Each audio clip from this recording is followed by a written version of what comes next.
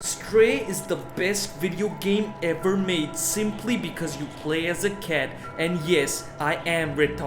Stray is the most overrated game since Deathloop. But if I'm being honest here, is Stray a decent game? Yes! But is it as good as people are making it out to be? Oh, hell no! The game begins with your cat just chilling with the homies during the rain. Once the rain stops, you head out, but while traversing, the pussy loses his grip on a pipe and falls down into the abyss. Once the cat wakes up, it finds itself trapped in an unpopulated underground city where these alien creatures called Zergs strike terror. The cat soon finds a lab where it helps download an artificial intelligence into the body of a small drone who calls itself B12. The drone promises to help the cat return to the surface and accompanies it further into the city, finding out that the city is totally devoid of human life where their robot companions survived and built their own Society! Thus, the story revolves around their journey to return to the surface, meeting different robots along the way. The rest is up to you to find out, and I won't spoil anything major. On the good side of things, there's a certain charm to most of the characters, and I actually cared about some of them. There were moments when I had a smile on my face, and seeing B12 describe some of the memories you can recover in the game was both heartwarming and kinda heartbreaking. That being said, the story is kinda predictable and falls apart once you actually start thinking about it. The game says that these Zergs can eat through metal. Here they are being stopped by a metal fence. Oh my god, they're a huge threat to the entire solar system. Here's a bunch of them being defeated by a fucking metal drum. Everyone says the same shit when you show them a non-quest item. Some characters are actually mentally retarded. Like this dude says he's never realized that his house has a secret room, yet all I had to do to find it was knock a single photo frame off the wall. But the biggest plot hole is, this is a f***ing cat, and no pretentious game theory about evolution can explain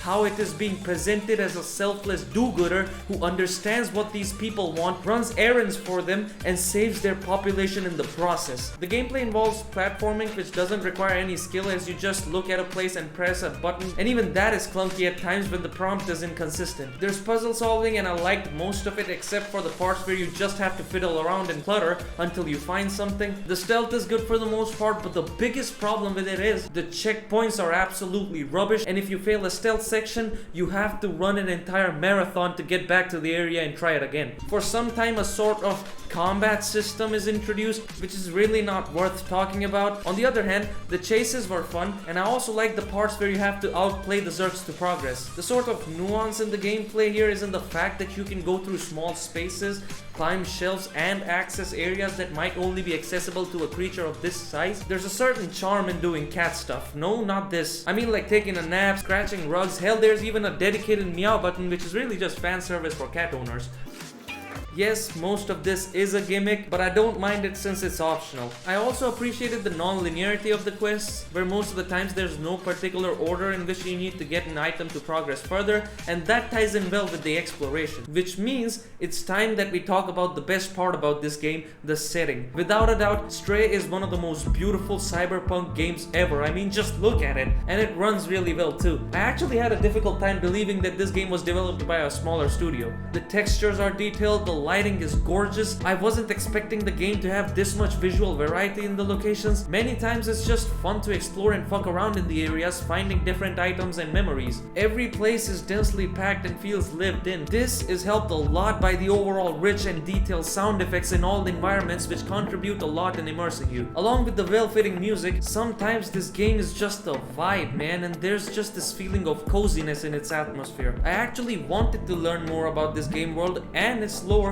because it's really well crafted and might just be one of the better cyberpunk settings in video games. But in the wise words of Darman, you see, Stray is the type of game which is totally dependent on its ability to be immersive through visuals and audio, because let's be honest, mechanically the game is kinda brain dead and gimmicky. And in a game like this, you have to nail this visual and audio aspect, but sadly, this game doesn't. There's bugs like this that stay for the entire playtime. There's invisible walls and weird places. The object physics of props you find in the environment are fucked. Hell, there's not even an animation for going up the stairs for robots. Didn't GTA San Andreas figure this out like 18 years ago? In a more gameplay focused game, these things wouldn't be bothersome, but Stray isn't a gameplay focused game, so they are. Now, as you might be able to tell by this point in the video, overall, I did actually have a positive experience with Stray, but my god does it not deserve ratings like this. This game is now one of the best rated games of all time on Steam.